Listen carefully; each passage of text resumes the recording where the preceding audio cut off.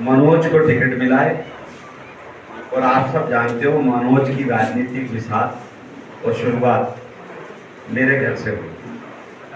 सबको पता है मनोज को पहला यूथ कांग्रेस अध्यक्ष मैंने बनाया और वहीं से इसने राजनीतिक कदम की शुरुआत की।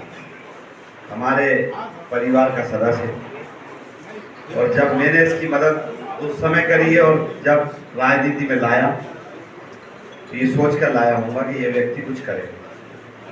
महेंद्र सिंह चौहान मेरे अजीज मित्र हैं, बड़े हैं, मैं उनका बहुत सम्मान करता रहा। इस वक्त की परिस्थिति ऐसी थी कि जो लगता था समायोजन करना सबको मिलाकर चुनाव जीतना बड़ा लक्ष्य था, इस वक्त आपस का ये लक्ष्य नहीं बचा था कि कौन उम्मीदवार हो कौन नहीं हो।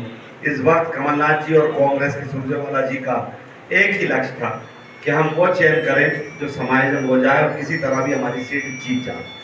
मनोज ने जो बात कही मैं उस पर 100% मोहर लगाता हूँ कि लगातार 5 साल से ये विधानसभा में संघर्ष करता है और इसको यातनाएं भी दी गई, इसको कई बार जेल जाना पड़ा, इसको परेशान करा, प्रताड़ित करा, इसके साथियों को प्रताड़ित करा, इस इलाके में दहशत का माहौल पैदा करा, लेकिन उसके बावजूद कांग्रेस के झंडे के साथ ये खड़ा रहा। उसी वजह से आज इसको कांग्रेस ने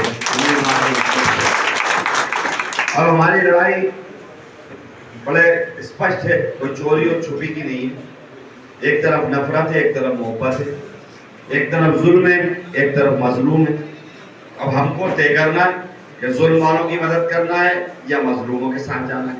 जहां तक अकलियत की बात आएगी तो बाहैसियत अकलियत और मुसलमान होने के नाते मैं ये कह सकता हूँ कि हमें अल्लाह का हुक्म है कि मजलूम के साथ रहना है।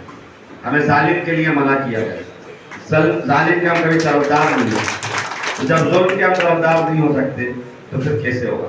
और ये भोपाल एक नई तस्वीर जहीर भाई फिर से लिखने जा रही है। एक तस्वीर जब आरिफ मसूद को 13 में कट्टर बहुत कट्टर मुसलमान, 18 में आके वो तस्वीर बदली और मध्य विधानसभा के एक व्यक्ति ने आरिफ मसूद को अपना बेटा और भाई बना लिया और तस्वीर बदली।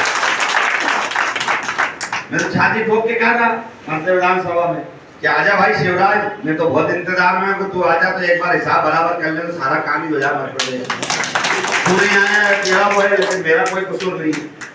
मालिक ने चाह अब नरेला में भी तस्वीर बदलेगी, नरेला में भी तस्वीर बदलेगी और वही तस्वीर फिर बदलेगी कि चुनाव मनोज होगा, चेहरा आरिफ मसूद होगा। इसका आप जानते हैं।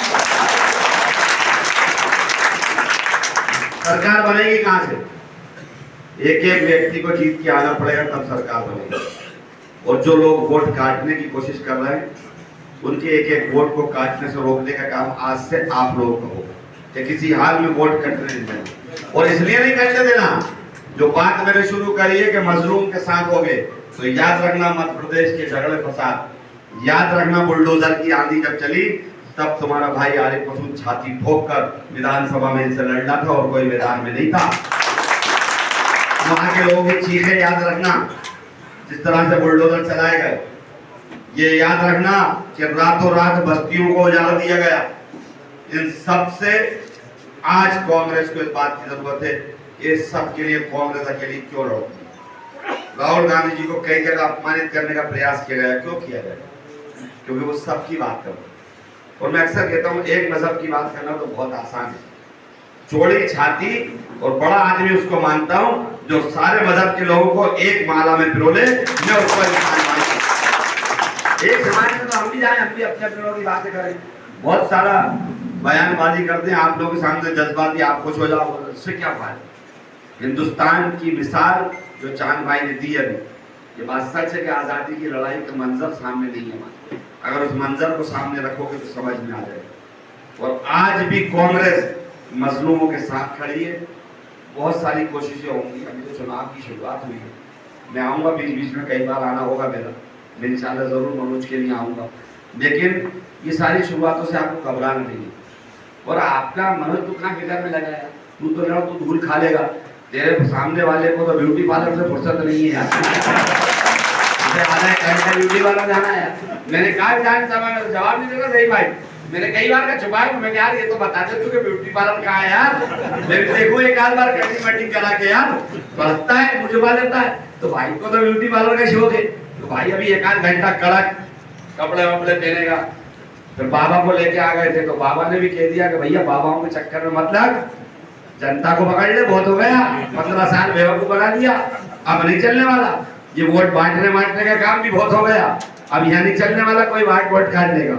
हाँ, नुकसान अगर होगा तो हमारे आपसी गिरे से होगा, ये बड़ी सच बात है। हमारे आपसी नाराजगी इख्तिलाफात से, अगर हमारी आपसी इख्तिलाफात बने रहे तो ये याद रखना कि आपके ऊपर कांग्रेस का नाम है। आप मुझे एक ईमानदारी से बता दो, जो लोग भी इधर उधर हो जाते हैं, बहुत सारे लोग मुझे मालूम है उसकी मदद करते हैं, सम्मान क्या मिलता है, इज्जत क्या मिलती है वो बताओ। आप एक छोटे से काम के लिए जाते हो, उसके घर में हाथ जोड़े खड़े, भैया देख ले, भैया देख ले। भैया का मन होगा तो देखेगा, नहीं तो भैया सीधा निकल जाएगा। भैया का मन नहीं होगा तो धुतकार देगा।